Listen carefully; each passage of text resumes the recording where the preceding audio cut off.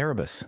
The first chaplain of the Word-Bearers is known as the figure who engineered the Horus heresy and ensured the corruption of the Great Crusade. He's the ultimate villain, the one who twisted events from the shadows and plunged the galaxy into eternal war, all while surviving it. After the Emperor ordered the raising of Monarchia to break the Word-Bearers' cultish worship, Erebus redirected Lorgar's zeal toward the Old Faith, founding the Serpent Lodge and normalizing chaos rites within the Legion. He then weaponized lodge networks across the legions, seeding secret oaths that would later fracture their loyalty during the heresy. On the Xenos world of the Interrex, he stole the Anatheme, a warp-tainted blade, and arranged the deception that led to the death of Captain Sejanus, a captain in Horus's Luna Wolves Legion and a trusted advisor. His death was a significant emotional blow to Horus. When Horus was wounded on Davin, Erebus led the War Master into the Davinite Temple and its ritual dream, steering him to visions that yoked him to the ruinous powers. From there, Erebus masterminded atrocity, the Istvan plots, the corruption of the Luna Wolves into the Sons of Horus, the drop site massacres' careful timing, and the Word-Bearers' Shadow Crusade alongside Lorgar that burned worlds from Kalth to Ultramar. The smug sermons, the sanctimony, the way he needles even allies like Corfarin, paired with his infuriating habit of surviving, make him the villain people love to hate. As a character, he's coherent and chilling, a true ideologue whose faith is a weapon. In the setting, he's the fingerprint on almost every sin of the heresy.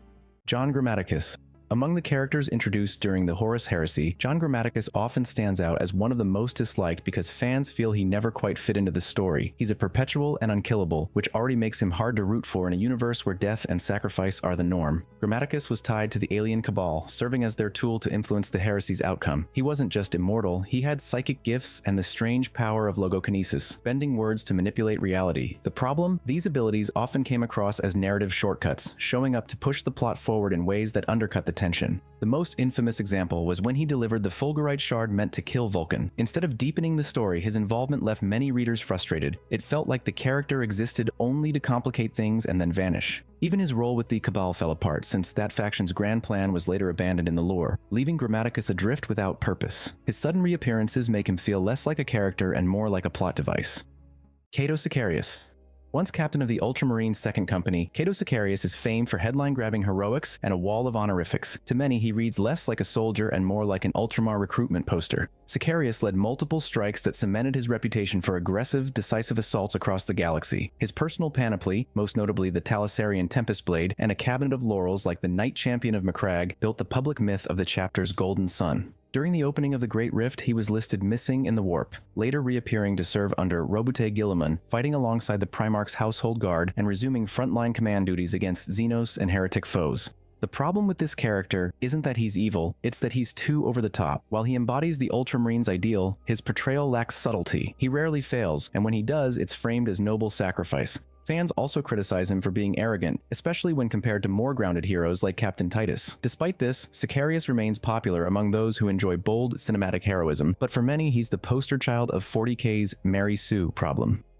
Lucius the Eternal. Some villains get under your skin because they're just plain dangerous, while others rub you the wrong way with their smugness. Lucius is a unique blend of both, and to top it off, he's got a knack for cheating death. Once a duelist for the Emperor's children, his overwhelming arrogance and obsession with perfection led him straight into the embrace of Slaanesh. What really sets him apart is the curse he bears. Anyone who manages to kill him and takes pride in that act becomes his next host, their body twisted until only Lucius remains. This ability is widely despised among fans. Defeating him doesn't mean you've won, it means you're damned. His armor is literally stitched with the screaming faces of those he's possessed, serving as a grim reminder that pride comes with a hefty price, eternal torment. Even when he's brought down, he manages to smirk his way back, leaving fans feeling just as cheated as his enemies. In battle, Lucius toys with his opponents and then turns their suffering into part of his twisted legacy. He's a tormentor who drags others into his never-ending cycle of cruelty. That sense of unfairness, mixed with his smug demeanor, makes him one of the most universally hated characters in 40k.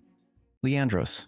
He is often regarded as one of the most hated Ultramarines' battle brothers, primarily because he betrayed his own mentor out of sheer blind faith. During the liberation of Graia, he served under Captain Demetrian Titus, a leader who heroically defended the Forge World against both orcs and chaos. When Titus bravely resisted the corrupting influence of the warp, a feat that many thought impossible, Leandros didn't recognize his strength or faith, he only saw heresy. After their campaign was victorious, he secretly reported his captain to the Inquisition. This led to Titus being arrested, tortured, and shamed for decades. For many fans, this moment solidified Leandros as a foolish character who prioritized rules over reason and fear over loyalty. To make matters worse, Leandros was already quite unbearable. He would patronize others, lecture seasoned veterans, and recite the Codex as if it were scripture. Even when he later appeared as a chaplain helping Titus reintegrate into the Ultramarines, it didn't erase the stain of his initial betrayal. Fans still remember him as the arrogant novice who ruined his mentor's life. Kaldor Draigo. In a universe built on struggle and tragedy, Kaldor Draigo is notorious for being absurdly unstoppable. Supreme Grand Master of the Grey Knights, Kaldor Draigo is framed as a living myth, demon slayer, warp wanderer, and scourge of the ruinous powers. For many fans, that's the problem. His legend reads like it bent the setting to fit him. Draigo rose to chapter leadership after the death of Gereniton during the demon incursion on Acrolem. He pursued the archfiend Makar across campaigns until the demon's dying curse cast Draigo adrift in the Immaterium. From there, he leads Grey Knights to victory, then is dragged back into the warp. His most cited feat is confronting the demon Primarch Mortarion and carving his fallen master's name into the Primarch's heart before banishing him. Lore also credits Draigo with wrecking demon strongholds and cutting swaths through warp realms before re-emerging to strike again. Some say Draigo feels like he wandered in from a different franchise. His victories read more like fanfiction than grimdark lore. Even among Primarchs, the warp is close to a death sentence, yet Draigo roams it endlessly, slaying greater demons and surviving without consequence. That level of invincibility undermines the stakes of chaos, turning the Grey Knights into plot-armored superheroes instead of tragic warriors. As one fan put it, between him and Cato are some of the worst character writing. Draigo isn't hated for being evil, he's hated for being a deus ex machina in a universe where no one should be safe. Erda. A perpetual and early collaborator of the Emperor, Erda is introduced late in the Horus Heresy saga as a key architect of the Primarch project and the saboteur who scattered the Primarchs across the galaxy. To many readers, that single revelation rewires the origin story of 40k's central figures. Erda is presented as one of the Gene Masters who helped the Emperor design and gestate the 20 Primarchs. When she concluded the project would turn the Primarchs into state-forged weapons, she broke with him. In clandestine acts later revealed in the Heresy novels, she interfered with the gestation process, seized the capsules, and consigned the Primarchs to the warp's tides. The fallout is the canon history we know. The infants arrive on disparate human worlds, their natures shaped and often warped by brutal environments. The Heresy-era texts frame Erda as remorseful but resolute. She believes scattering them is the lesser evil compared to unleashing them as instruments of conquest. Fans say Erda's introduction reframes decades of implication that chaos alone scattered the Primarchs. By assigning agency to a newly revealed character, it feels like a retroactive patch. On top of this, readers find her actions unjustified as her choice leads directly to many tragedies. Angron's enslavement and Perturabo's bitter exile among other acts of fate into one person's decision. Erda adds moral friction. She's a cautionary figure whose attempt to avert a weaponized future births a worse one. As a meta-narrative, she's a late retcon that many find intrusive. Whether you see nuance or narrative vandalism, Erda's presence ensures the Primarch's origin is no longer a simple chaos accident, but a human choice with monstrous consequences. Abaddon the Despoiler. Abaddon is meant to be the ultimate warlord of chaos, the rightful heir to Horus, and the hammer of the Long War. Yet for decades, he's been more famous for being the War Master who just can't seem to clinch a victory. In the lore, Abaddon rose from first captain of the Luna Wolves to War Master of Chaos after Horus's fall. He forged the Black Legion out of the shattered sons of Horus, took up the demon sword Draconian, and became the central figure of the long war against the Imperium. He has launched 13 Black Crusades over the millennia, each one designed to bleed the Imperium and spread chaos influence. His campaigns have burned countless worlds, shattered sectors, and culminated in the destruction of Cadia and the birth of the Great Rift, a galaxy-changing event. But despite all that, fans often struggle to take him seriously. For years, the Black Crusades were presented as inconclusive at best, with Abaddon retreating back into the Eye of Terror after early momentum stalled. The Gothic War is a classic example. He unleashed the Planet Killer, destroyed multiple worlds, yet still withdrew after Eldar intervention, giving the impression of another failure.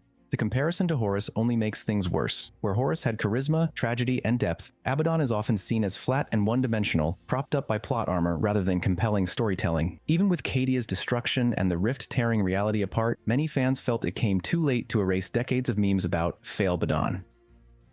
Thanks for helping me build this list of the most hated 40k characters. Rants are always welcome in the comments section, or click here for the next video.